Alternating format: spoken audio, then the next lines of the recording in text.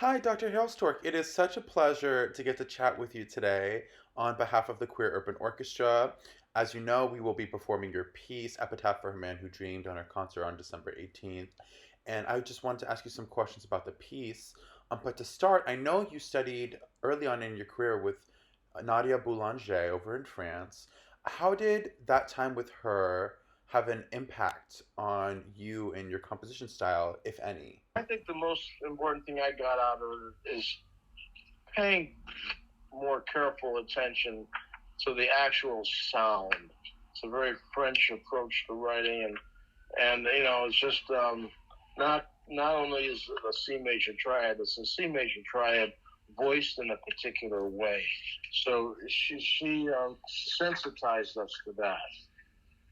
That's beautiful. Even just after studying your piece Epitaph for a Man Who Dreamed, I can tell that you have so much intention behind how you orchestrate these voices, especially in the beginning of this piece where you have these powerful but very beautiful and intense chords that are really, really taken to another level with how you orchestrate them and spread them throughout the string section. It's really, really powerful.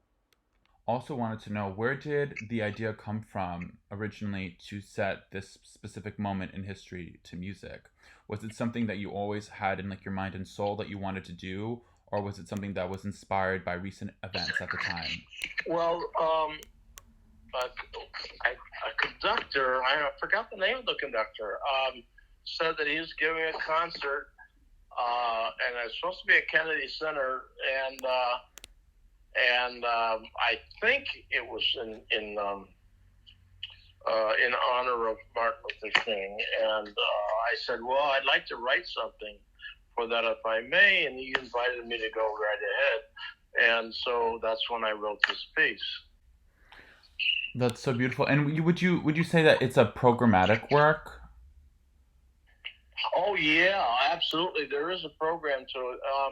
I usually say that it's a gathering. If you notice how the strings gather gradually, it's a gathering of people around a grave site, and then they begin remembering the achievements of this great person, and um, and that's when you hear the we shall overcome in the from hillside, let the freedom ring from hill to hill, that kind of thing. That was from the I Have a Dream speech. And then it finishes up, and they lift their heads up and pledge to keep on struggling. And that's why it ends with that. It's the only crescendo in the piece is at the end. And it represents the determination of the people to continue the struggle. Also, in the preface, you mentioned that this piece is a study in understatement and control. How does that relate to the subject matter that inspired this work? Well, a funeral is a pretty somber event, and I couldn't do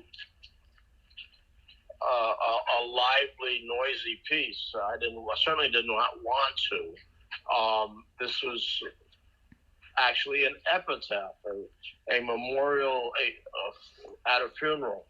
So that's how the quiet somberness of the piece um, evolved, and I had to hold back because my natural tendency is to push uh, the music to in an energetic way, and I decided to not be energetic and to not build up crescendos, and